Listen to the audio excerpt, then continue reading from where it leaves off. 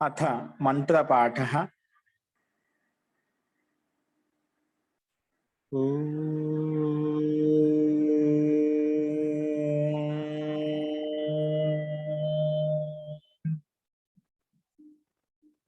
सहनाववतु सहनौ भुनक्तु सह वीर्यं करवावहै तेजस्विनावधीतमस्तु मा विद्विषावहै। ओम शांति शांति शांति। సర్వేభ్యో నమః. అందరికీ నమస్కారం అండి. నిన్న చెప్పిన పాఠంలో ఎవరికైనా సందేహాలు ఉన్నాయా?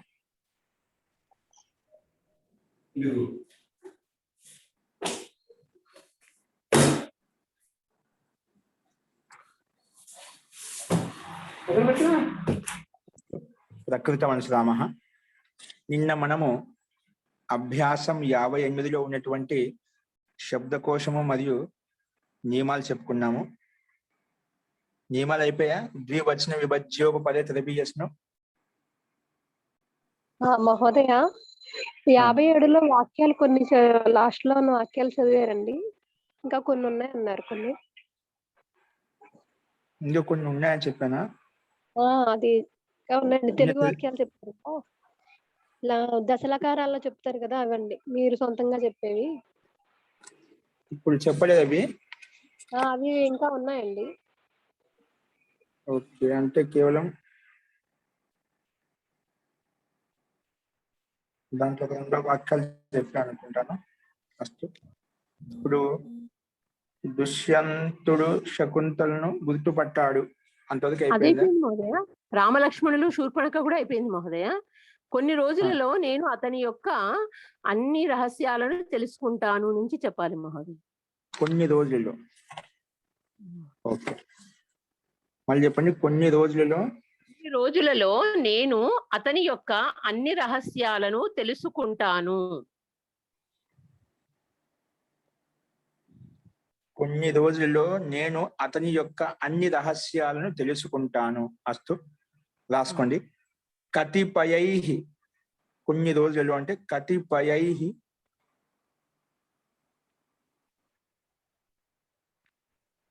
కతిపయై అహోబి. అహోబి అంటే అహన్ శబ్దం, అంటే దినము, దినవాచక శబ్దం, అంటే రోజును తెలియచే అహహ అంటాం. అదే తృతీయ భక్తి ఏకవచన బహువచనలోకి వచ్చేసరికి అహోబి వచ్చినమాట. కతిపయై, ఇది కూడా తృతీయ భక్తి బహువచనం. కతిపయై అహోభి, కతిపయై పయ యకారానికి ఐకారం. కతిపయై అహోభి అహం, అహం నేను, తస్య అతని యొక్క, తస్య సర్వాణి రహస్యాన్ని తెలుసుకుంటాను. అంటే జ్ఞాతాస్మి, ఇక జా రాదు, జ్ఞానే ఉంటుంది. జ్ఞాతాస్మి కతిపయై అహోభి, కతిపయై అహోభి అహం తస్య సర్వాణి రహస్యాన్ని జ్ఞాతాస్మి తెలుసుకుంటాను.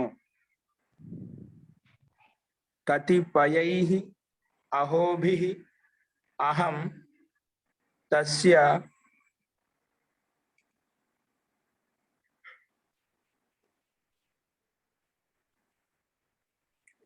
సర్వాణి రహస్యాన్ని జ్ఞాతాస్మి. అస్తు.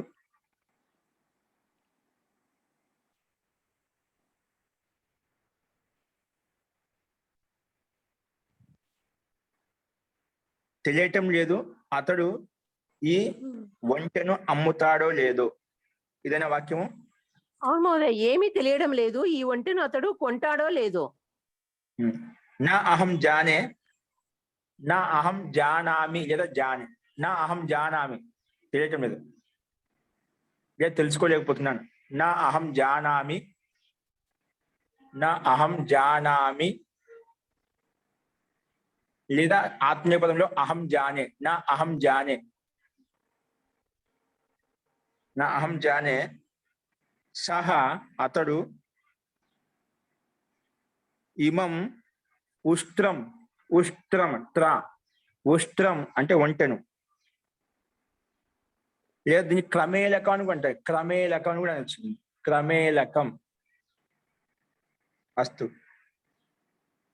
నా అహం జానే, నా అహం జానే, యదా జానామి, సహ అతడు, ఇమం ఉష్ట్రం, ఉష్ట్రం లేదా క్రమేలకం, విక్రేష్యతే నవ, కొంటాడా లేదా, నవ అంటే కొంటాడా లేదా, విక్రేష్యతి కొంటాడా, నవ లేదా,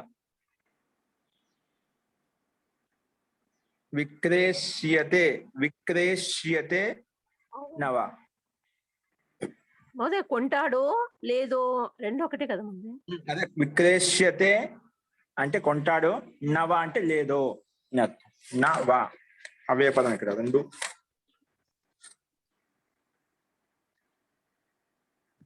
నా అహం జానే, మహోదయ నీవు మా ఇద్దరిని, అదే వాక్యం ఒకసారి చెప్తున్నాను. నా అహం జానే సహా ఇమం ఉష్ట్రం విక్రేష్యతే నవ, విక్రేష్యతే నవ. అస్తు. నీవు మా ఇద్దరిని దశరథుని యొక్క పుత్రులు అని తెలుసుకో అని ఆ విధముగా లక్ష్మణుడు హనుమంతునితో చెప్పాడు.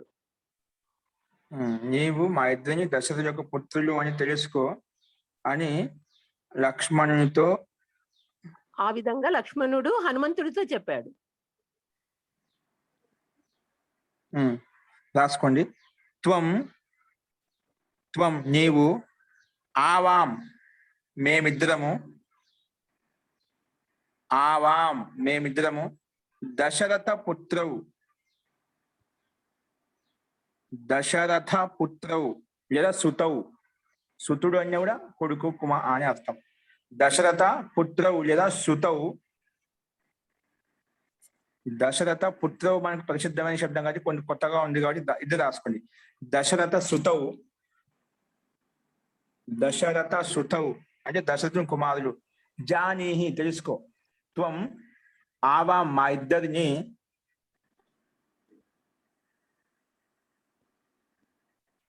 మా ఇద్దరిని దశరథ సుతవు జానీహి, ఇది మధ్యం పురుషుడు ఏకవచనం అండి. జానీహి తెలుసుకో, నువ్వు తెలుసుకో, జానీహి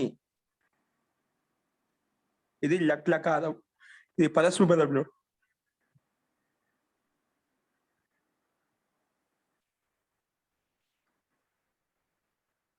ఇది జానీహి పరస్మ పదంలో. ఆత్మపదంలో జానీష్వ, ఆత్మపదం వస్తుంది జానీష్వ. త్వం ఆవాం దశరథ సుతౌ జానీష్వ లేదా జానీహి, ఏదో ఒకటి బ్రాకెట్లో పెట్టుకోండి. ఇతి, ఇతి అంటే అని, లక్ష్మణ, లక్ష్మణ హనుమంతం ప్రోవాచ చెప్పాడు. ప్రాప్యస్ ఉవాచ ప్రోవాచ. ఇప్పుడు భగవద్గీతలో ఉవాచ, అర్జున ఉవాచ అంటుంటా కదా, అలాగా ఇక్కడ ఉవాచ చెప్పాడు. దానికి ప్రా ఉపసర్గం చెప్పాడు. ఇంకా చెప్పాడు ప్రకృష్టంగా చెప్పాడు, ప్రా కలిసినప్పుడు ప్రకృష్టంగా చెప్పాడు అర్థంలో. దానికి ప్రా ప్లస్ ఉవాచకి ఆద్గుణ సంధి నియమం ప్రకారంగా ప్రో అయిపోయింది. ప్రోవాచ, ప్రోవాచ. ఇది లక్ష్మణ హనుమంతం ప్రోవాచ. లిట్ అవసరం లేదా మహోదయ? ఏంటండి లిట్ అవసరం లేదా ఇక్కడ?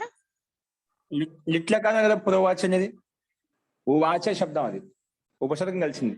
లిట్ల కాలం ఇది.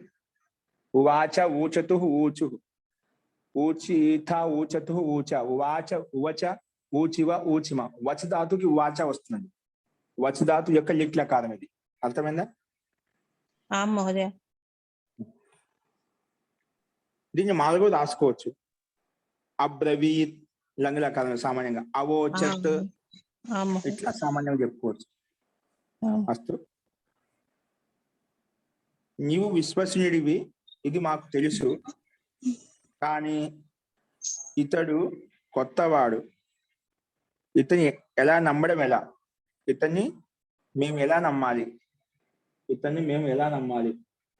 అస్తు. త్వం విశ్వసనీయః అసి, నువ్వు విశ్వసనీయుడివే.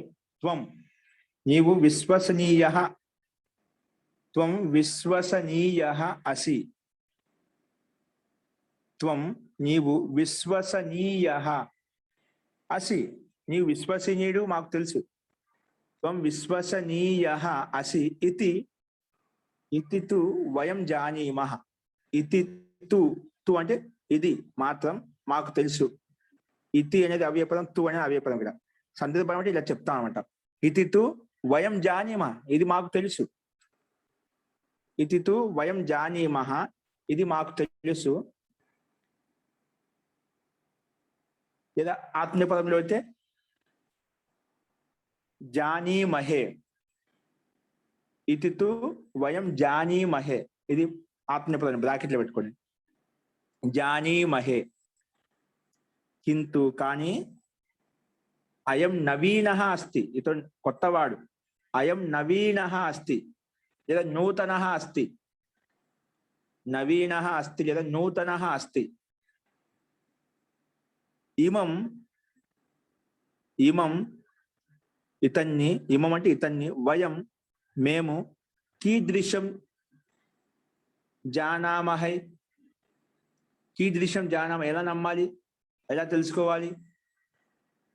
ఇమం ఇతన్ని, వయం మేము, కీదృశం ఏ రకంగా ఏ విధంగా, జానామ పరస్మ పదంలో అయితే జానామహై. జానామహై అనేది ఆత్మీయ పదంలో ఏ విధంగా తెలుసుకోవాలి. ఏ లక్షణము ఆజ్యాలు ఏ విధంగా తెలుసుకోవాలంటే ఆజ్యాన్ని చెప్తున్నా. జానామహై.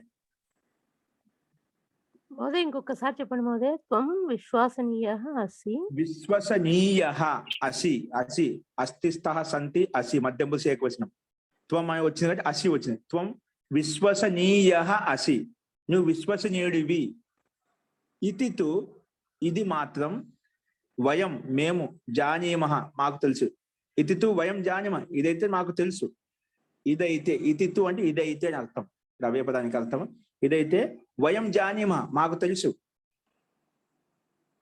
జానీమః ఆత్మీయ పదంలో జానీమహే, జానీమహే బ్రాకెట్ పెట్టుకోండి. అంటే ఏదో ఒకటి రాయాలి, మీకు అభ్యాసం కోసం రెండు చూపిస్తున్నాను.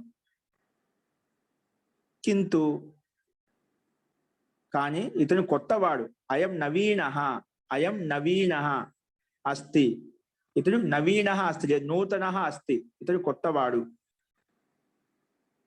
ఇమం వయం, ఇమం వయం, ఇమం అంటే ఇతన్ని, వయం మేము, కీదృశం ఏ రకంగా ఏ విధంగా, జానామ ఇది లోట్లక ఉత్తమ చేకు జానా, జానాని, జానావా, జానామా ఈ విధంగా తెలుసుకోమంటావు.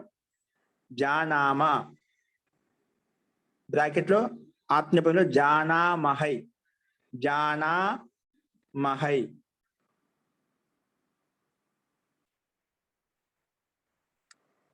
త్వం విశ్వసనీయః అసి ఇతి తు వయం జానీమః కింటు అయం నవీనః అస్తి. ఇమం వయం కీదృశం జానామ లేదా జానామహై. అస్తు.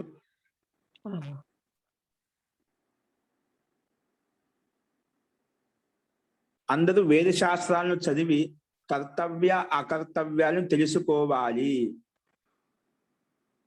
అందరూ వేద శాస్త్రాలను చదివి కర్తవ్యం ఏంటి అకర్తవ్యం అంటే తెలుసుకోవాలి. రాసుకుని సర్వే వేద శాస్త్రాన్ అధీత్య, వేద శాస్త్రాన్ అధీత్య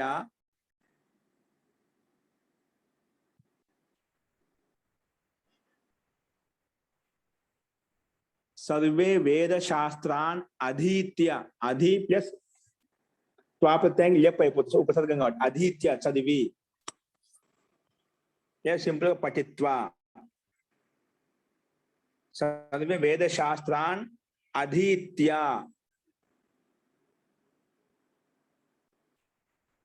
కర్తవ్య అకర్తవ్యే జానీయు.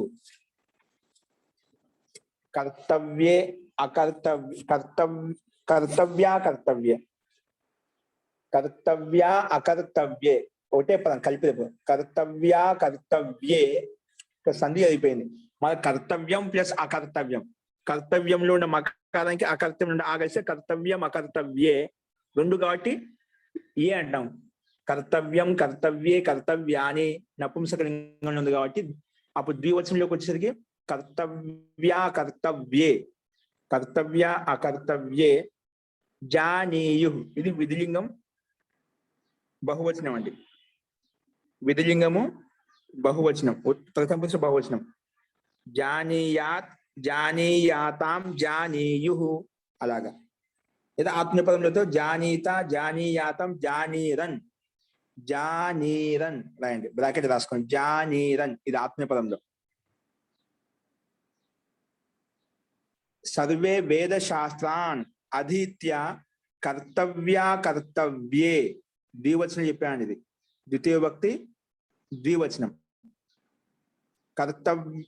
కర్తవ్యే జానీరన్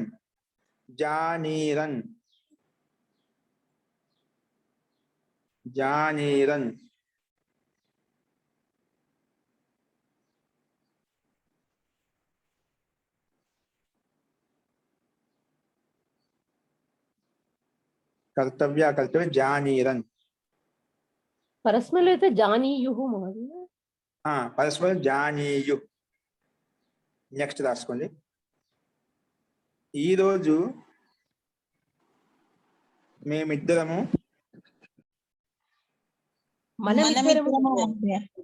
మనమిద్దరము అతని యొక్క అతనికి దర్శనాలతో ఉండే విద్వత్తను తెలుసుకున్నాము. అతనిలో దర్శనాల్లో ఉండే విద్వత్తును తెలుసుకున్నాము. ఈరోజు మనమిద్దరము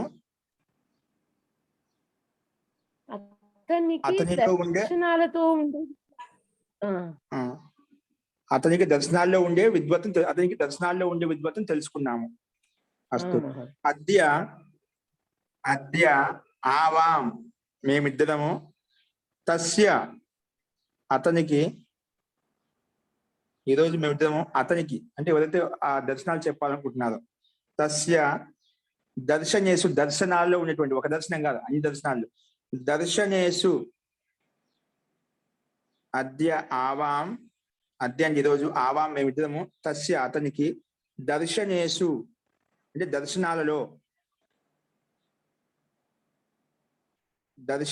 దర్శనాలలో వైదుష్యం అంటే పాండిత్యం విద్వత్త వైదుష్యం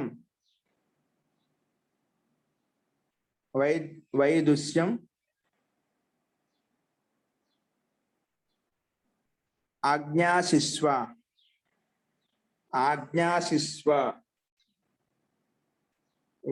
తెలుసుకున్నాం.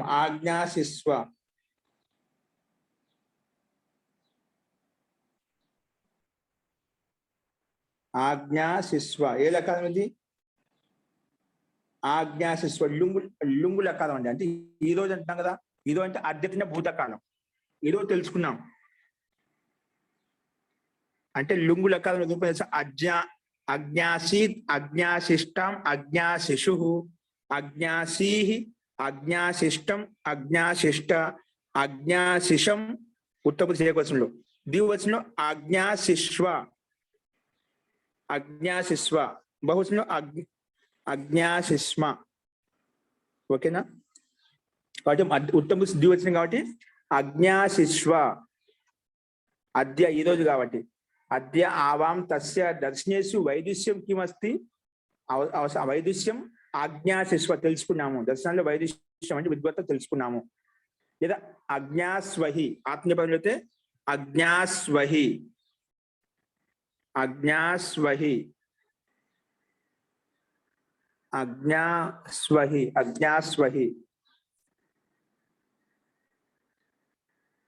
అద్య ఆవాం తస్య దర్శనేషు వైదుష్యం ఆజ్ఞాసిస్వ ఆత్మీయపదంలో ఆజ్ఞాస్వహి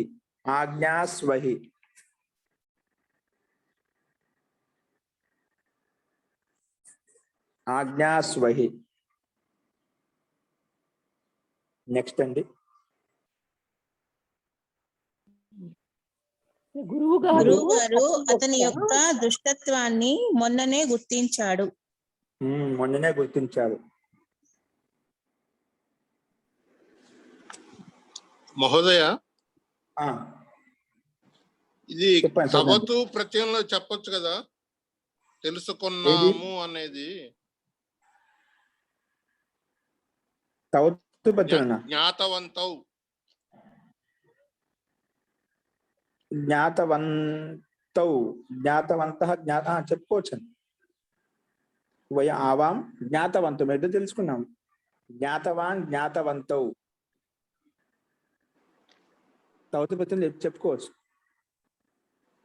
ధన్యవాదాలు. మన లకాలను ఉపయోగిస్తే కృదంత ఇప్పుడు కృదంత పదాలను ఉపయోగించి లకాలను ఉపయోగించి కొంతమంది కేవలం కృదంత పదాలను ఉపయోగించి ఎక్కువ తవతు శత్రు ప్రత్యాంతాలను ఉపయోగించి ఎక్కువ ఉపయోగిస్తూ ఉంటారు. ఇవన్నీ లకాలు చాలా తక్కువ మన శాస్త్రాలు వచ్చాడు, ఇవి కూడా అభ్యాసం కావాలి చెప్పుకున్నాం. కాకపోతే సామాన్య లౌకిక వ్యవహారాలు ఎక్కువ మన కృదంత పదాలను ఉపయోగించి ఇట్లా తవతు శత్రు ప్రత్యాలను తుమ్మని ప్రత్యాలను ఉపయోగించి ఎక్కువగా వాడుతూ ఉంటాం. ఈ లకాలను ఎక్కువ వాడం మనం, తెలియదు కాబట్టి చాలా మందికి. లోకంలో లౌకిక భాషను అందరికి అర్థమయ్యే రీతిలో ఉపయోగించడం కోసం అలా చేస్తూ ఉంటాం. అట్లా అదే ఇవన్నీ కొత్త వాళ్ళకి అసలు విచిత్రంగా ఉంటుంది. అజ్ఞాసిస్వ అంటే అసలు కొంచెం వినడమే కొంచెం కష్టంగా ఉంటుంది, దాన్ని రాయడానికే కష్టంగా ఉంటుంది అన్నమాట. కాబట్టి మనకు శాస్త్రం చదువుకోవాలి కాబట్టి మనకు అన్ని రకాల అభ్యాసం కావాలని చెప్పి ఇక్కడ ఈ లకాలు మీకు ఎందుకు చెప్పిస్తున్నా అంటే కేవలం ఈ లకాలు 10 లెక్క విశేషంగా చెప్పేసి వీకి ఈ రకంగా ఉంటే లోటు లకాలు, లంగి లకాలము మీకు రేపు శ్లోకాలు ఇంకేమైనా చదివినప్పుడు ఉపనిషత్తులు కానీ దర్శనాలు చదివినప్పుడు మీకు అర్థం అవుతాయి క్రియాపదాలు. అక్కడ అన్ని కృజంత పదాలు ఉండవు అన్నమాట. అర్థాన్ని బట్టి అన్ని రకాలుగా కృజంత పదాలను ఉపయోగిస్తాడు, లకాలను ఉపయోగిస్తాడు అన్నమాట. అర్థ ప్రాముఖ్యతను బట్టి ఉంటుంది అన్నమాట. కాబట్టి అవి కూడా ప్రాక్టీస్ కావాలని చెప్పి చెప్పడం అనమాట. అందుకే ఇది అయిపోయిన తర్వాత 2 రోజులు అయిపోతుంది. మీకు సుబంతాలను ఉపయోగించి కృదంతాలను ఉపయోగించి వాక్యాలు ఎలా ఉంటాయి ఇప్పుడు సామాన్య సహజంగా మనం ఉపయోగించడానికి అవి కొన్ని వాక్యాలు చెప్పుకున్నాము. అవి దీనివల్ల మనకు వాక్య నిర్మాణంగా పూర్తిగా పట్టుకోవడం వచ్చేస్తుంది. ఇప్పుడు మీకు 10 లెక్కల మీద కొంచెం ఐడియా అవగాహన వచ్చేస్తుంది, ఎక్కడ ఎలా ఉపయోగించుకోవాలి. నాకు తెలిసి అందరికీ వచ్చేసినట్టే. ఇప్పుడు లుంగు లెక్కలను ఎప్పుడు ఉపయోగిస్తున్నాము, విధిలింగాన్ని ఎప్పుడు ఉపయోగిస్తున్నాము, లంగ లెక్కలను ఎప్పుడు ఉపయోగిస్తున్నాము, లోటు లెక్కలను ఎప్పుడు ఉపయోగిస్తున్నాము. ఎందుకంటే ఇవన్నీ కూడా ఆ ధాతుని ఉపయోగించి మనం అన్ని ఉపయోగిస్తున్నాం అంట. ఓన్లీ జ్ఞాధాతుని ఉపయోగించి ఇవన్నీ రాసాము వాక్యాలు. అట్లా అవి అర్థం అవుతుంది. అలాగే సుబంతాలను ఉపయోగించి కృదంతాలను ఉపయోగించి వాక్యాలు ఎలా ఉంటాయి, అక్కడ ధాతులు ఉపయోగించాం, ఓన్లీ సుబంతాలే. అవి కూడా కొన్ని వాక్యాలు ప్రాక్టీస్ చేస్తే మనకు పూర్తిగా అవగాహన వస్తుంది. కాబట్టి ఇప్పుడు ఈ 2-3 అభ్యాసాలు ఇంకా దీన్ని ధాతులు ప్రాక్టీస్ చేద్దాము. ఈ భగవద్గీతలో వేద శాస్త్రాలను తెలుసుకోవాలి అనే మాటకు బోద్ధవ్యం అని వాడారండి భగవద్గీతలో. అది కృదంత పదము, అది వాడారు దాంట్లో. అదే అది సామాన్యంగా వేరే చోట చాలా విషయాలు ఉన్నాయి కదా, అదొక్కటే కదా బోద్ధవ్యం. అక్కడ ఎందుకంటే ఆ శ్లోక ఛందస్సు కోసం బోద్ధం అంటే ఆ తవ్యత్పత్తితో పని అయిపోతుంది అన్నమాట. ఛందస్సు వృత్తం కలుస్తుంది, మనకు ఛందస్సు కలుస్తుంది, అక్షరాలు కలుస్తాయి. అది కాబట్టి తీసుకున్నాను. లేదంటే అది కర్మచ బోద్ధవ్యం, అకర్మచ బోద్ధవ్యం, వికర్మచ బోద్ధవ్యం అని 3 వెంటనే చెప్పారు అక్కడ. జీ ఉందండి. మనకు కృదంత ప్రత్యయాన్ని ఉపయోగిస్తాం. అదే అన్ని రకాలుగా ఉంటాయి. ఇప్పుడు మనం ఏది చదివినా కూడా ఇక కృదంత పదమే ఉండాలని కాదు, లకాలను ఉపయోగిస్తుంది. అది ఆ సందర్భాన్ని బట్టి అక్కడ వాక్యాన్ని నిర్మాణం బట్టి ఎక్కడ ఏది కావాలో అది తీసుకుంటాం అన్నమాట. అన్ని రకాలు మనకు తెలిసి ఉండాలి. ఛందస్సు కదా, శ్లోకాలు రాయాలంటే ఛందస్సులో ఉండాలి కాబట్టి. అక్షరాలు మనకు దాంట్లో ఒక్కో దాంట్లో 14 అక్షరాలు ఉంటాయి, 18 అక్షరాలు ఉంటాయి, 17 అక్షరాలు ఉంటాయి ఛందస్సుని బట్టి. శ్రీకర్ణి ఛంద, నిష్ఠుప్ ఛంద, వసంత తెలిక అట్లా భిన్న శ్లోకంలో భిన్న అక్షరాలు ఉంటాయి అన్నమాట. దాన్ని బట్టి మనం రకరకాలుగా చూసుకోవాల్సి ఉంటుంది అన్నమాట. దాన్ని బట్టి అర్థం చేసుకోవాలి. అస్తు. గురుచరణాః తస్య దుష్టత్వం పరహ్యః అంటే పరసు మొన్ననే పరహ్యః ఏవ అజానన్, పరహ్యః ఏవ అజానన్.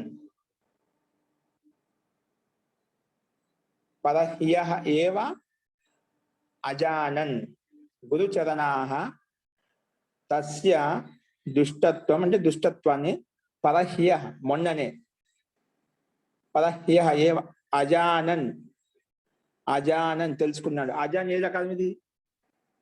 మొన్నే మొన్న చెప్తే ఏ రకాన్ని ఉపయోగిస్తాము? లంగ్ రకాలను ఉపయోగిస్తాం. అజానాత్ అజానీతాం అజానన్ లంగ్ లకారం. ఓకే, ఎందుకంటే లంగ్ లక మొన్న చదివిన విషయాన్ని తెలుసుకోవాలంటే ఈ లకాలను ఉపయోగిస్తాం. అందుకే గురు చరణా అంటే గురువు గారు అంటే గురు చరణ సంబోధనలో మనం ఆహ్వానించేటప్పుడు గౌరవంగా గురు చరణా, గురు మహోదయ, అలాగా గురు మహాభాగ ఇలాంటి శబ్దాలను ఉపయోగిస్తూ ఉంటాం అన్నమాట. ఇక్కడ గురు చరణాలకు పాదాభివందనములు అని అంటుంటాం సహజంగా. గురు చరణాలకు పాదాభివందనములు అని చెప్పి అలాగా గురు చరణాః తస్య దుష్టత్వం పరహ్యః ఏవ అజానన్. అస్తు, నీవు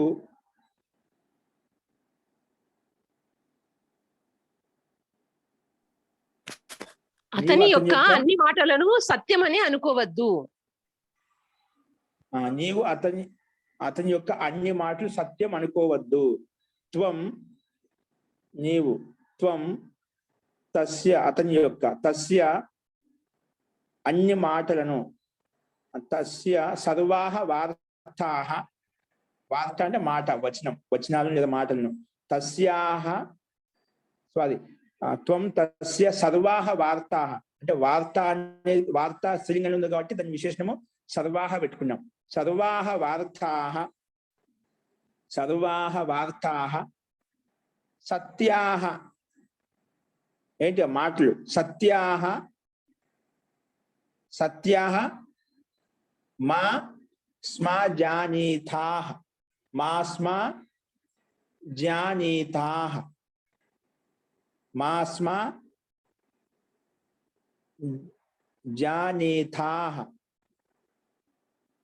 లేదా మా జ్యాసీః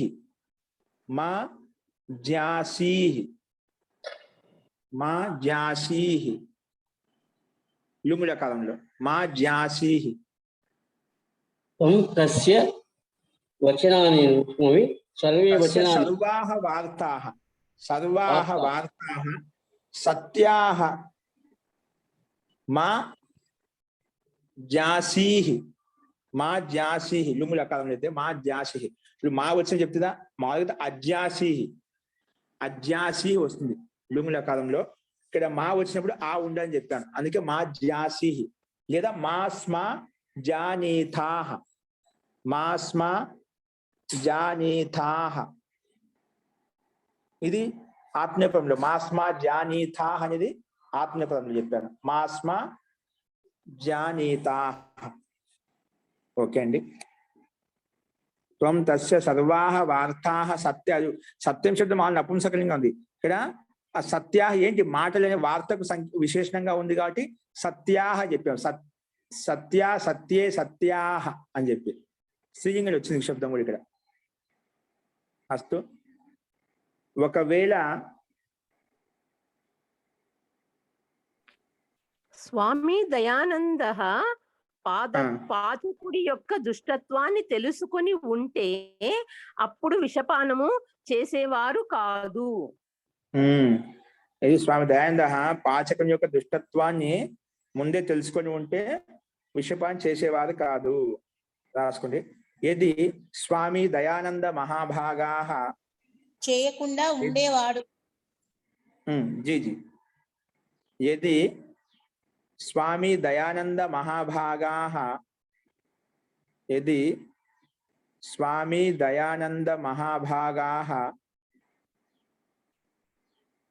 మహోదయ మహాభాగ మహాశయా ఇవన్నీ శబ్దాలు ఒకసారి మనకు అభ్యాసంలో వచ్చాయి, గుర్తుకున్నాయో లేదో. ఇవన్నీ ఉపయోగించుకోవచ్చు. గాంధీ మహోదయ, జవహర్లాల్ నెహ్రూ మహాభాగా ముందు వచ్చేట్టు అవి చెప్పుకున్నాం ఒకసారి మనం. అస్తు, ఇది స్వామి దయానంద మహాభాగా పాచకస్య, పాచకుడు అంటే వంటవాడు, పాచకస్య దుష్టత్వం దుష్టత్వం పూర్వం ఏవ అజ్ఞాస్యన్ అజ్ఞాస్యన్ ముందు తెలుసుకొని ఉంటే ఇదేంటి హేతు హేత్మత్ భవిష్యత్ కాలం అండి, లింగిల కాలం. పూర్వం ఏవ అజ్ఞాస్యన్ తెలుసుకొని ఉంటే పూర్వమేవ అజ్ఞాస్యన్ తెలుసుకొని ఉంటే తదిహి అప్పుడు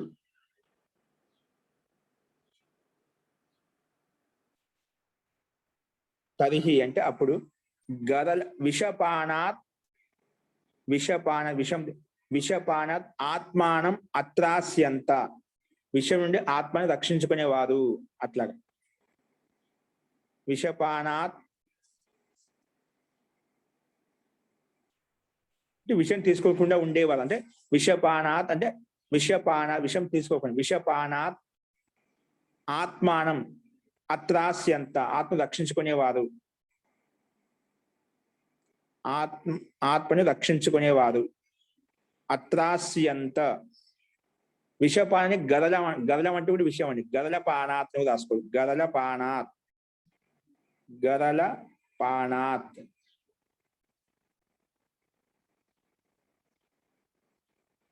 ఇది విషపానాత్ ఆత్మానం తన యొక్క ఆత్మను అత్రాస్యంత రక్షించుకునేవారు.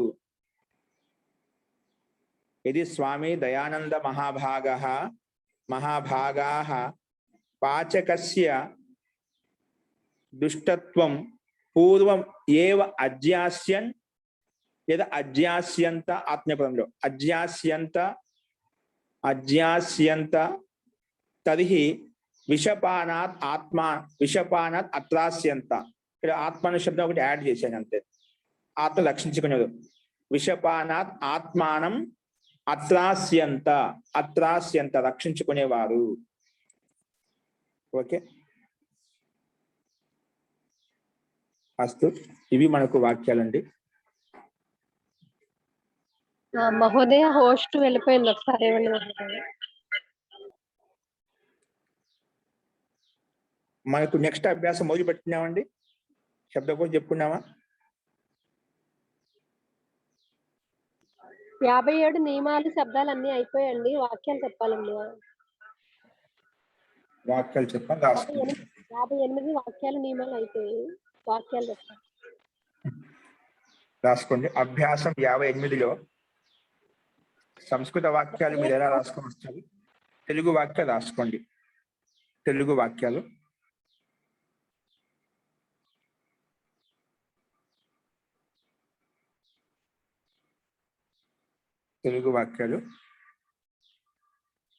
ఇవి 2 నియమాలు అయిపోయాయి. 190, 191. అతిశాయన తమభిష్టనం ద్వివచన విభజ్యోపపదే తరవీయసునం. ఓకే, చెప్పుకున్నాం ఇది. అయింది మహోదయ. ఓకే అండి. తెలుగు వాక్యాలు రాసుకోండి. అభ్యాసం 58లో తెలుగు వాక్యాలు. సంస్కృత వాక్యాలు కొన్ని ఉన్నాయి, అవి రాసుకుని వచ్చేయండి. మీరు ఆన్సర్ చెప్పుకుంటే ఎలా చెప్పుకుంటాం కాబట్టి ఇబ్బంది ఉండదు. రాసుకోండి. ఒక వర్షంలో 6 ఋతువులు ఉంటాయి. ఒక వర్షంలో 6 ఋతువులు ఉంటాయి. వర్షంలో 6 ఋతువులు ఉంటాయి. ఒక వర్షంలో 6 ఋతువులు ఉంటాయి.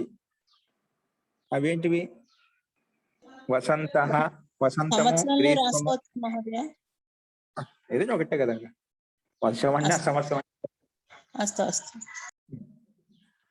వసంతము, గ్రీష్మము, వర్ష, శరద్, హేమంతం, శిశిరం. ఈ 6 ఋతువులు. వసంతం, గ్రీష్మం, వర్ష, శరద్, హేమంతం, శిశిరము. నెక్స్ట్ రెండో వాక్యం.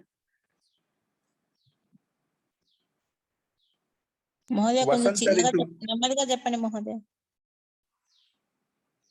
ఈ 6 రాసుకుంటే వసంతము, గ్రీష్మము, వర్ష ఋతు, శరద్ ఋతు, హేమంతము, శిశిరము.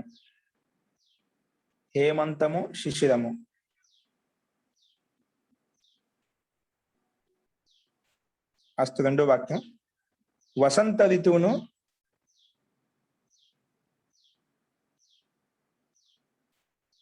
వసంత ఋతువును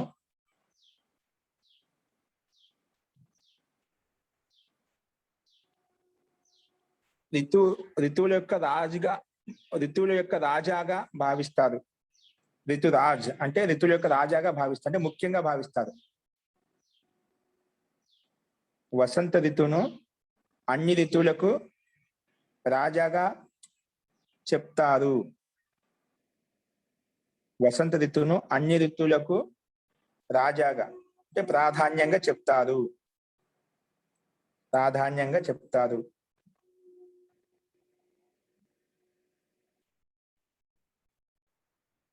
వసంత ఋతువులో నెక్స్ట్ 3వ వాక్యం. వసంత ఋతువులో అన్ని వృక్షాలు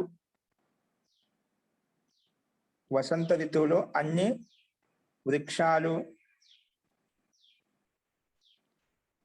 ఇంకా తీగలు,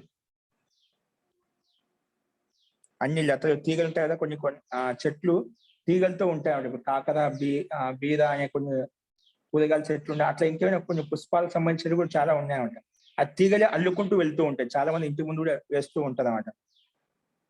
అలాగా తీగలు పండ్ల పుష్పాలతోటి యుక్తమై ఉంటాయి. పండ్ల పుష్పాలతోటి యుక్తమై ఉంటాయి. వసంత ఋతువులో అన్ని వృక్షాలు అంటే చెట్లు, అన్ని చెట్లు మరియు లతలు పండ్ల పుష్పాలతోటి యుక్తమై ఉంటాయి. అంటే పూలతో యుక్తమై ఉంటాయి, పండ్లతో యుక్తమై ఉంటాయి అన్నమాట. పండ్ల పుష్పాలతోటి యుక్తమై ఉంటాయి. 4వ వాక్యం. గ్రీష్మ ఋతువులో ఎండ బహు తీవ్రంగా ఉంటుంది. గ్రీష్మ ఋతువులో ఎండ బహు తీవ్రంగా ఉంటుంది. గ్రీష్మ ఋతువులో ఎండ చాలా తీవ్రంగా ఉంటుంది, అంటే చాలా తీవ్రంగా ఉంటుంది. వర్ష ఋతువులో వృష్టి ఎక్కువగా ఉంటుంది. వర్ష ఋతువులో వృష్టి ఎక్కువగా ఉంటుంది.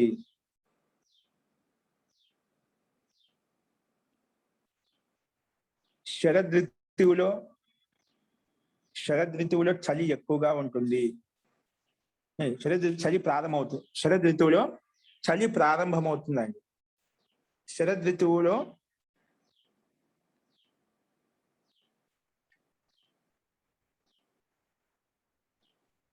ఋతువులో అన్నప్పుడు చలి ఎక్కువగా ఉంటుంది. శరద్ ఋతువు నుండి చలి ప్రారంభమవుతుంది అంటే అక్కడ అర్థ విభక్తి మారిపోతుంది. ఈ శరద్ ఋతువులో రాసుకున్నారు కాబట్టి శరద్ ఋతువులో చలి ఎక్కువగా ఉంటుంది. శరద్ ఋతువులో చలి ఎక్కువగా ఉంటుంది. హేమంత ఋతువులో చలి ఎక్కువ అవుతుంది. అప్పుడు ముందు వాక్యంలో హేమంత ఋతువులో శరద్ ఋతువులో చలి ఉంటుంది, కానీ హేమంత ఋతువులు ఎక్కువ అవుతున్నాడు. అదే చలి మా శరద్ ఋతువు నుండే ప్రారంభం అవుతున్నామట. అంటే హేమంత ఋతువులో కూడా ఉంటుంది, కానీ హేమంత ఋతువులో చలి ఎక్కువగా ఉంటున్నామట. అంటే నవంబర్ డిసెంబర్లో ఎక్కువగా ఉంటున్నామట. అస్తు శరద్ ఋతువులో చలి ఉంటుంది, హేమంత ఋతువులో చలి ఎక్కువ అవుతుంది.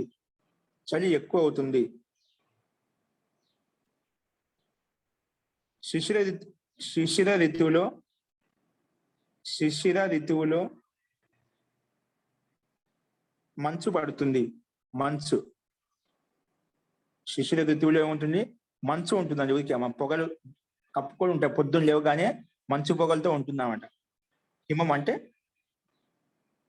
ఇంకా హిమాలయాల్లో అట్లా అయితేనే మాపై బాగా ఐసుగడ్డలతో పూర్తిగా అది మొత్తం కప్పుకొని ఉంటుంది. విదేశాల్లో చూస్తూ ఉంటామంట. రోడ్ల మీద పూర్తిగా ఐసుగడ్డలతో నిండిపోయి ఉంటున్నామంట. హిమం అంటే ఐస్, చలి తీవ్రత ఎక్కువగా పొగలతో మంచుతో ఎక్కువై ఉంటున్నాడు, కప్పుకొని ఉంటుంది. అందుకే శిశిర ఋతువులో హిమం ఎక్కువగా కింద పడుతుంది. అంటే మంచు ఎక్కువగా కింద పడుతుంది. అస్తు ఇంకా దాంట్లోనే శిశిర ఋతువులో హిమము కింద పడుతుంది. ఇంకా చలి అత్యంత తీవ్రంగా ఉంటుంది. చలి అత్యంత తీవ్రంగా ఉంటుంది. అందుకే హిమాలయాల్లో ఉండే సాధకులందరూ కూడా ఆ టయాల్లోంచి చాలా మంది అక్కడ ఉండదండి, మొత్తం కప్పు చెట్లు కూడా పూర్తిగా హిమంతో ఐసీడీలతో కప్పుకొని పోతాయి మొత్తం. అందుకే ఆ టైంలో అందరూ కిందికి వచ్చేస్తారు. మళ్ళా తీవ్ర ఎండల కాలంలో అప్పుడు వెళ్ళి ఆ సాధన చేసుకోవడానికి అక్కడికి వెళ్తామండి. ఎండల కాలంలో చాలా మంది విదేశీయులు కూడా కొంత అలా ఉన్నాం భారతీయులు. అట్లా వెళ్ళినప్పుడు చలికాలంలో కొంతమంది అక్కడ నుంచి మన ఇండియాకి వస్తూ ఉంటారు. మళ్ళీ ఎండల కాలం ఎప్పుడైతే ఉందో అప్పుడు అక్కడికి వెళ్ళిపోతుంటారు. అంటే అప్పుడు టెంపరేచర్ సరిపోతుందన్నమాట, నార్మల్ గా ఉంటుందన్నమాట. అంటే మనకు వానకాలం ఏ విధంగా అయితే ఉంటుందో ఆ టెంపరేచర్ అక్కడ వాళ్ళకు అక్కడ ఉంటుంది. ఎండల కాలంలో కూడా అదే విధంగా ఉంటుంది. ఎప్పుడు వర్షాలు ఎక్కువ కురుస్తూ ఉంటాయి సహజంగా కొన్ని ప్రాంతాల్లో, కొన్ని దేశాల్లో. అందుకే గుడ్ మార్నింగ్ అంటాం. ఎందుకంటే వాళ్ళకి మార్నింగ్ అనేది కనిపించదు ఎప్పుడు కూడా.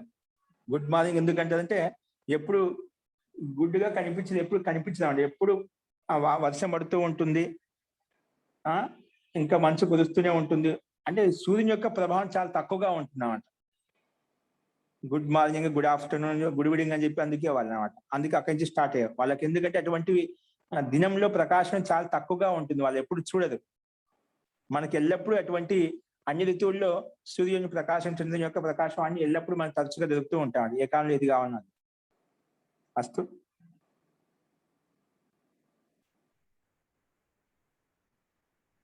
నెక్స్ట్, రాముడు శివదత్తుడి కన్నా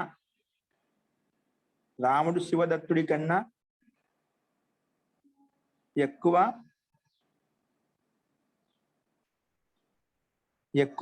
చాతుర్యం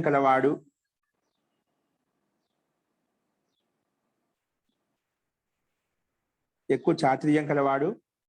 పటుత్వం కలవాడు. ఎక్కువ చాతుర్యం కలవాడు. చాతుర్యం అంటే కొన్ని శబ్దాలు వచ్చాయి, పర్యావరణ శబ్దాలు, అవన్నీ చెప్తున్నాను. చాతుర్యం కలవాడు, పటుత్వం కలవాడు, ఇంకా నిర్బలంగా ఉంటాడంట. నిర్బలుడు, చాతుర్యం కలవాడు, పటుత్వం కలవాడు, నిర్బలుడు, ఇంకా చిన్నవాడు.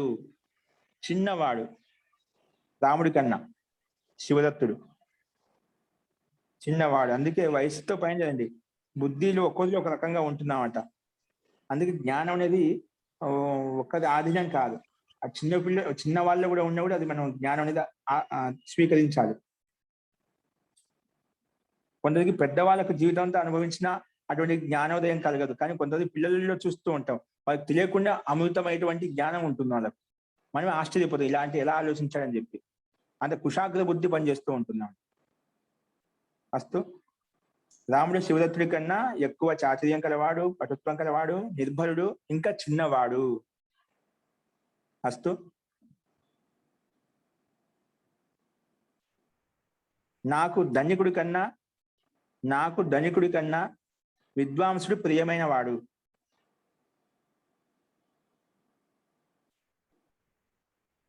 నాకు ధనికుడి కన్నా విద్వాంసుడు ఎక్కువ ప్రియమైన వాడు.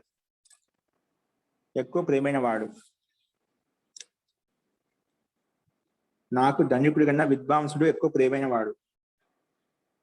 నెక్స్ట్ ఇక్కడ తమ ప్రత్యాన్ని ఉపయోగించదాయండి ఎక్కువ. ధనంతో పోలి చెప్తున్నాను, నాకు ధనం కన్నా విద్వాంసుడు ఎక్కువ ప్రియము. నెక్స్ట్, ధనము కన్నా విద్య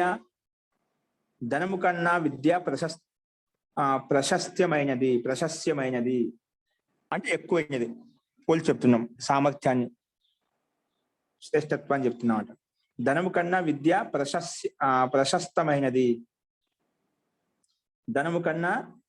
ప్రశస్తమైనది. నెక్స్ట్ అండి,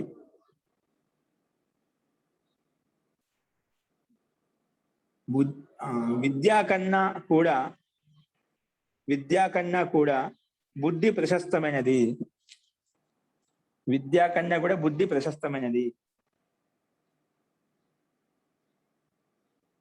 అసలు విద్య అంటే ఏమిటి, బుద్ధి అంటే ఏమిటి, జ్ఞానం అంటే ఏమిటి? జ్ఞానము, విద్య, బుద్ధి ఇవన్నీ ఒకటేనా? ఎందుకు విడివిడిగా ఉన్నాయి?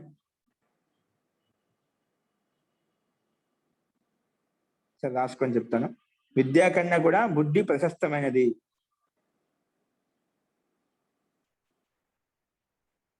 నెక్స్ట్ నరేంద్ర, నరేంద్రుడు, నరేంద్రుడు, నరేంద్రుడు సురేంద్రుడి కన్నా చిన్నవాడు. నరేంద్రుడు సురేంద్రుడి కన్నా చిన్నవాడు. నరేంద్రుడు సురేంద్రుడి కన్నా చిన్నవాడు. ఏంటండి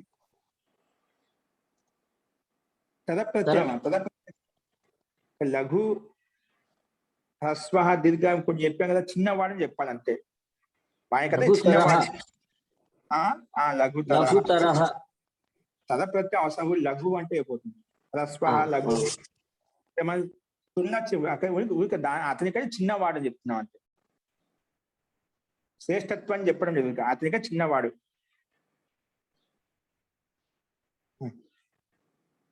మహేంద్రుడి కన్నా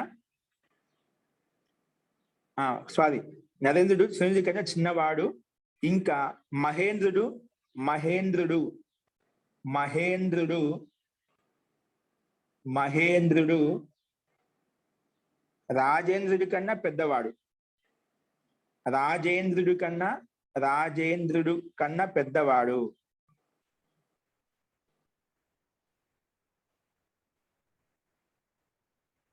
మహేంద్రుడు రాజేంద్రుడి కన్నా పెద్దవాడు. అస్తు.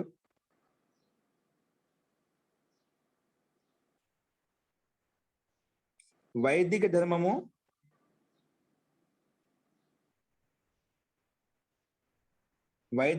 అన్ని ధర్మాల కన్నా ప్రాచీనమైనది.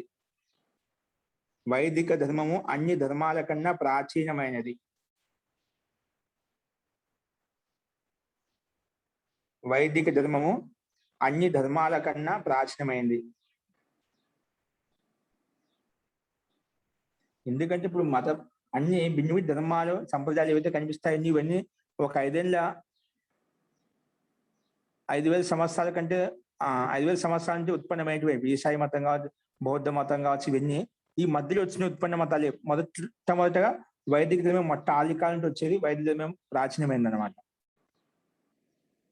ఈ ధర్మాన్ని అనుసరించి వీళ్ళు రకరకాలుగా మత సంప్రదాయాలు గుంపులుగా గురుపంక్తి తోటి రకరకాలుగా సంప్రదాయాలు ఉత్పన్నం చేసిన అనమాట. వాస్తవంగా అవన్నీ ఏం లేవు. అందుకే వీటి యొక్క ఇతిహాసం మనకు కనిపిస్తుంది. ఇతిహాసం ఎప్పుడైనా పుస్తకాలు చదివినప్పుడు ఎప్పటి నుంచి స్టార్ట్ అయింది, ఎప్పటి నుంచి ప్రారంభించారని చెప్పి మొత్తం తెలుస్తూ ఉంటుంది. అస్తు.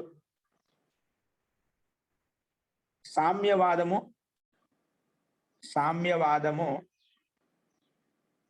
అన్నిటికంటే కొత్త వాదం. సామ్యవాదం అనేది ఒక కొత్త వాదం, అన్నిటికంటే కొత్త వాదము.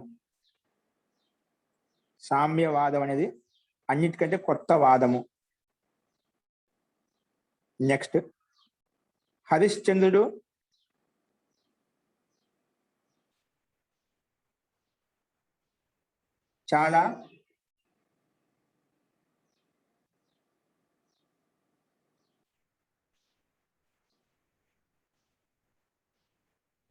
చాలా గొప్ప దాతగా ఉండేవాడు.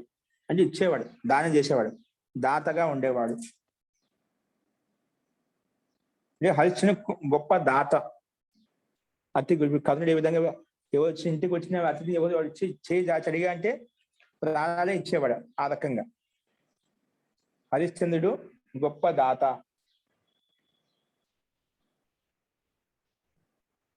గొప్ప దాతగా ఉండేవాడు.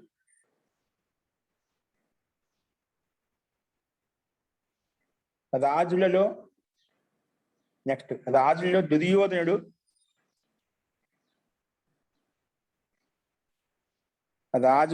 దుర్యోధనుడు అందరికంటే ఎక్కువ దుష్ట ప్రకృతి గలవాడు, ఎక్కువ దుష్టత్వ స్వభావం గలవాడు.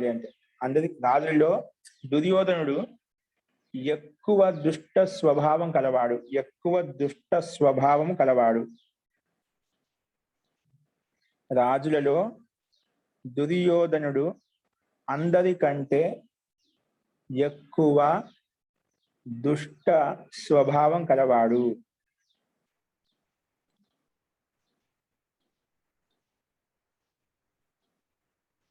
పరమాణు అన్నిటికంటే చిన్నది.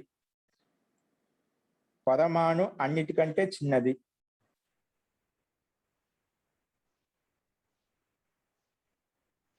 పరమాణు అన్నిటికంటే చిన్నది. నెక్స్ట్, నవగ్రహాలలో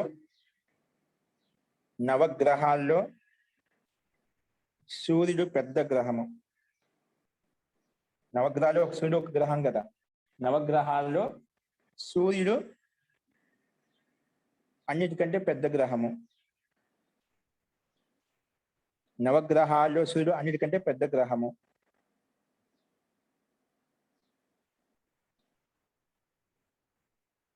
నెక్స్ట్, స్త్రీ యొక్క స్వరము. స్త్రీ యొక్క స్వరము మృదువుగా, చాలా మృదువుగా ఉంటుంది. ఇక్కడ తమ ప్రత్యయం అత్యంత మృదువుగా ఉంటుంది అన్నమాట. అత్యంత మృదువుగా ఉంటుంది. ఇక్కడ తమ ప్రత్యయాన్ని ఉపయోగించవచ్చు.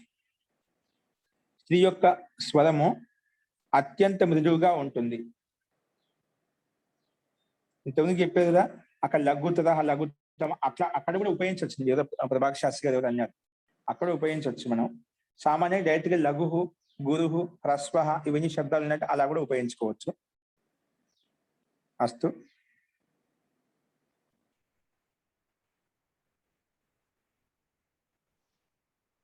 నవగ్రహాల్లో సూర్యుడు అతి పెద్ద గ్రహము. నెక్స్ట్, స్త్రీ యొక్క స్వరము అతి మృదువుగా ఉంటుంది. స్త్రీ యొక్క స్వరం చాలా అతి మృదువుగా ఉంటుంది. నెక్స్ట్, కుందేలు అన్నిటికన్నా ఎక్కువగా భయపడేటువంటి జంతువు. భయపడుతుంది నిజంగానే. కుందేలు అన్నిటికంటే ఎక్కువగా భయపడేటువంటి జంతువు అంట. కుందేలు అన్నిటికన్నా ఎక్కువగా భయపడేటువంటి జంతువు. సరస్వతి అందరికంటే ఎక్కువ విదూషి విద్వత్త కలది. సరస్వతి అందరికంటే ఎక్కువ వైదుష్యం కలది.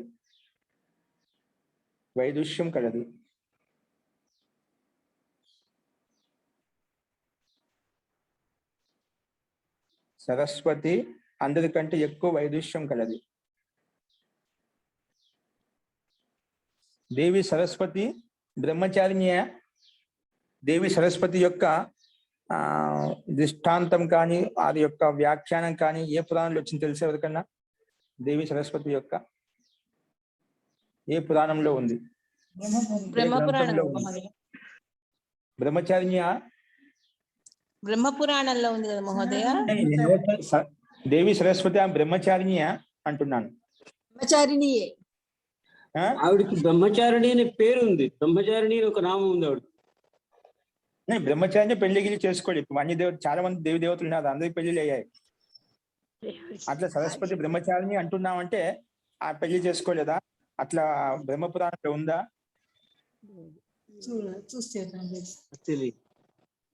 అంటే ఒక శ్లోకం చూశాను, మీకు గ్రూప్ లో పెడతాను. ఆ దాంట్లో బ్రహ్మచారిని అది చాలా గుణాలు చెప్పుకుంటూ వచ్చారు. అంటే బ్రహ్మచారిని అంటే నాకు బ్రహ్మపురాణం చూడలేదు, నేను అందుకే అడుగుతున్నాను, నాకు కూడా తెలియదు. అంటే మొన్న ఒక శ్లోకం చూసాం బ్రహ్మచారిని అని చెప్పి. కానీ బ్రహ్మచేత సృష్టింపబడింది, కానీ ఆవిడ వెనకాల పరిగెత్తాట ఒకసారి. అందుకని తన కూతుర్నే తన వివాహం చేసుకోవడానికి ప్రయత్నం చేశాడు అనేటువంటి అపవాదు బ్రహ్మకు ఉన్నది. అది కొంచెం ఎక్కువగా కపోల కల్పితం ఎక్కువగా ఉంది. అది వాస్తవంగా అది కాదండి. అది ఒక అపవాదం. అది ఆ కథ అయితే మీరు చెప్పింది అలా విన్నాను. సరే చూద్దాం బ్రహ్మపురాణంలో ఎలాగనేది. అంటే బ్రహ్మచారి అంటే అలా ఉండదు. బ్రహ్మచారి అంటే వాళ్ళు మహోదయ బ్రహ్మకి సహచారిణి కాదా? ఇది ఏంటండి? బ్రహ్మకి సహచారిణి కాదా? సహచారిణి బ్రహ్మ నాలుక మీద పుట్టింది కాబట్టి భార్య అన్నారు మహోదయ, అంతకు మించి కూతురు అన్నారు. అలా కాదు, అది అందుకనే ఈశ్వరుడు ఆయన యొక్క శిరస్సు ఖండించాడు అని ఒక ఐతిహ్యం. చూడాలి ఒకసారి. అదే మీరు చెప్పే మాటలన్నీ నేను విన్నాను, నేను కూడా ఎప్పుడు చూడలేదు. ఇది అసలు సహచారిని కూడా అంటారు, ఆయన భార్యగా గుర్తిస్తారు, కూతురు పుట్టిన అంటారు. కథలు చాలా రకరకాలుగా అది వస్తుందేమో మహోదయ. ఏంటండి? పురాణాలు చదివినా గుర్తుపెట్టుకునేంత శక్తి యోగ వాసిష్టం తర్వాత వస్తుందేమో. ఏమీ లేదు. యోగ వాసిష్టం చదివితే ఇంకేమీ చదవక్కర్లేదండి. యోగ వాసిష్టం యొక్క వివరణ, దాని విశ్లేషణ అర్థమైతే అసలు ఇంకేమీ అవసరం లేదు. ఇప్పుడు అర్థం అవుతుంది రాగశాస్త్రి గారు. ఇప్పుడు యోగ వాసిష్టం కూడా అర్థం చేసుకుంటారు. భయపడకుండా నిజంగా ఓపెన్ చేయండి, ప్రారంభించండి. ఇప్పుడు అర్థం అవుతుంది. యోగ వాసిష్టం దానికి యోగ వాసిష్టం అర్థం కాయనంటే ఏం లేదు, కానీ ఇప్పుడు మొదలు పెట్టుకోవచ్చు. ఇప్పుడు బాగా అర్థం అవుతుంది. అంటే ఇప్పుడు చెప్పగలుగుతాను. నేను పొరపాటున యోగ వాసిష్టం అన్నాను కానీ మహోదయ యోగ పతంజలి యోగ సూత్రాలు చదివాక వస్తుంది అనే దానిలో చెప్పడంలో నా ఉద్దేశం. ఓ అలాగా, అంటే దానివల్ల కొంచెం ఐడియా వస్తుంది. ప్రతి సబ్జెక్ట్ కు విషయం వేరుగా ఉంది. జ్ఞాపక శక్తి పెరుగుతుంది యోగం వల్ల అని అది పెంచుకోవచ్చు. ఆ రకంగా మనకు సామర్థ్యం పెరిగితే ఖచ్చితంగా పెంచుకోవచ్చు. సామర్థ్యం పెరిగినప్పుడు మిగతా శాస్త్రం చదువుకోవడానికి కూడా మనకు ఒక భూమిక అంటే ఏర్పడుతుంది. అది మటుకు సత్యం. ఫస్ట్ 2 వాక్యాలను రాసుకోండి. సరస్వతీ దేవి అందరికంటే ఎక్కువ వైదుష్యం కలది. నెక్స్ట్ అంటే విద్యాలో దాంట్లో సందేహం లేదు. వైదుష్యలే బ్రహ్మచారిని మీకు ఒక వీడియో పెడతాను చూడండి, అది చాలా మంచిగా శ్లోకం. దాంట్లో గుణాలు, ఆయన యొక్క గుణాలు చెప్పారనమాట. ఫస్ట్ గ్రీష్మ ఋతువులో దినము అంటే రోజు పెద్దగా ఉంటుంది. గ్రీష్మ ఋతువులో అంటే ఎండాకాలంలో రోజు పెద్దగా ఉంటుంది. మనకు అనిపిస్తుంది చాలా పెద్దగా ఉందని చెప్పి. శిశిర ఋతువులో రాత్రి పెద్దగా ఉంటుంది. గ్రీష్మ ఋతువులో రోజు పెద్దగా ఉంటుంది. ఇంకా శిశిర ఋతువులో మాత్రము రాత్రి పెద్దగా ఉంటుంది, అంటే రాత్రి ఎక్కువగా ఉంటుంది. అంటే ముందే మనకు త్వరగా మనకు ఏమవుతుందంటే సాయంకాలం 6 గంటల నుంచి అది మొత్తం చీకటిగా అవుతుంది అన్నమాట చలికాలంలో. అందుకే మనకు రాత్రి ఎక్కువగా ఉండేట్టుగా అనిపిస్తుంది. ఎండాకాలంలో 6 అయినా కూడా సూర్యుడు ఇంకా ప్రకాశం అలాగే ఉంటుందన్నమాట. 7 గంటలప్పుడు కూడా మనకు అట్లా ప్రకాశం బాగా వెలుగుతూనే ఉంటుందన్నమాట. అందుకే రోజు దినం పెద్దగా ఉండేట్టుగా అనిపిస్తుంది మనకు. అంటే ప్రకాశం యొక్క ప్రభావం వల్ల, సూర్యుని యొక్క ప్రభావం వల్ల. ఫస్ట్ గ్రీష్మ ఋతువులో రోజు పెద్దగా ఉంటుంది. ఇంకా శిశిర ఋతువులో రాత్రి పెద్దగా ఉంటుంది. ఫస్ట్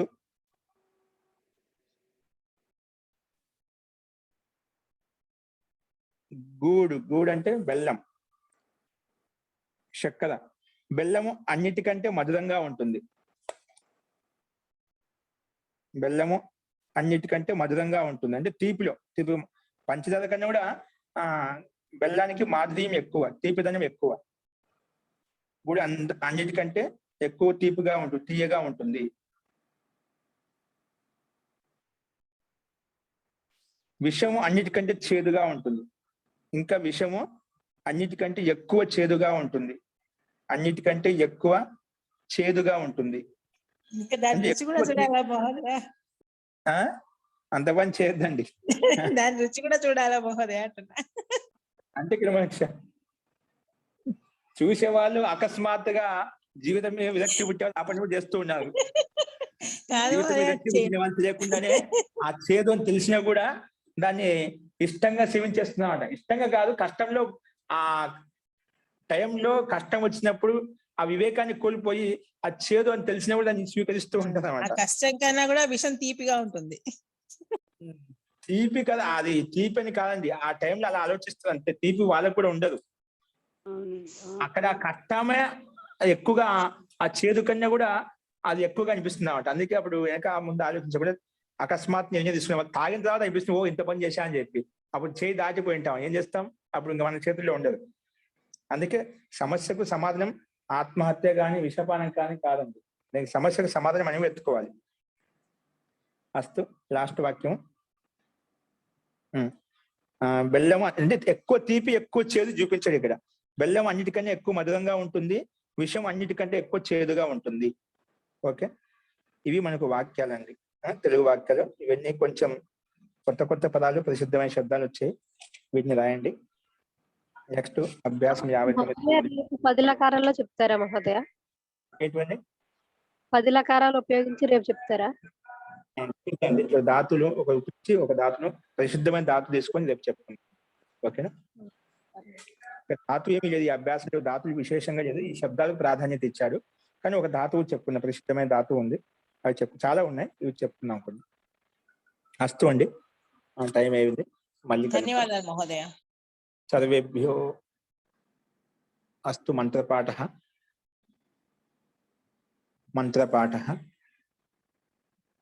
ఓం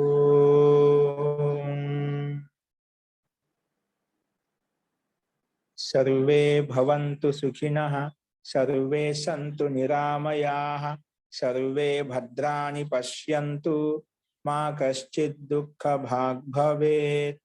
ఓం శాంతి శాంతి శాంతి. సర్వేభ్యో నమః. అందరికీ నమస్కారం.